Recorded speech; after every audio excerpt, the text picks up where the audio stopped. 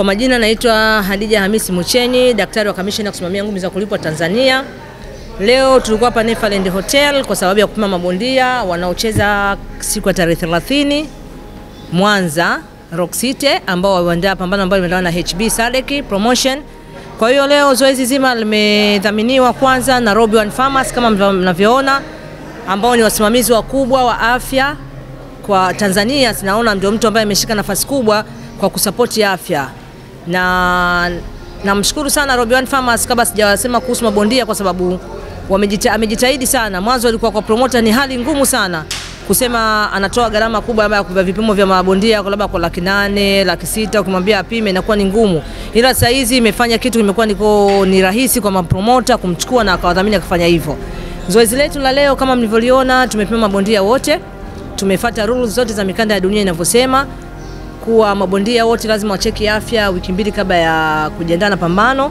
Na leo tumewapima katika hiyo afya, tumepima mabondia wote. Kuna vipimo ambavyo tunapima, ni sheria ya mikanda ya dunia ambayo tunasema wanapima HIV ambao ni ukimwi, wanapima hepatitis B na C ambao ni homa ya ini, wanapima VDRL ni magonjwa ya zinaa ambao ni kaswende.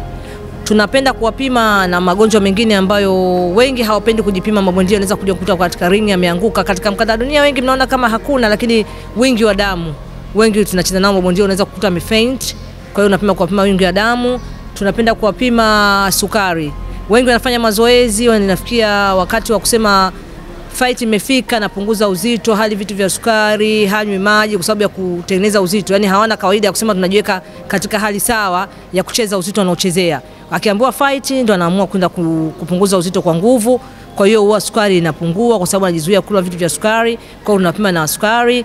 Wengi wanakuja na homa ambayo hawafanyi check up, tunawacheki malaria kwa ziada yao wenyewe mabondia. Si kama rules ya mkanda wa dunia unasema hilo, tunawacheki kwa sababu wengi wagonjwa hatuna kawaida kufanya check up.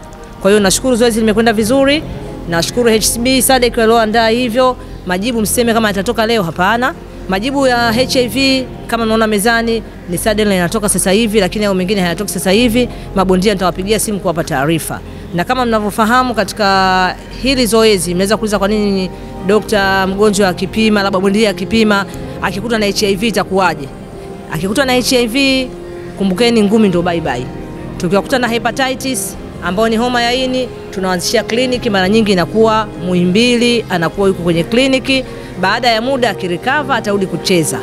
Akifuatisha dozi nzuri, baada ya muda mchache labda miezi 6, mwaka, tunamfungia hachezi boxing, lakini anakuwa yuko sawa, atarudi kwenye boxing kama kawaida.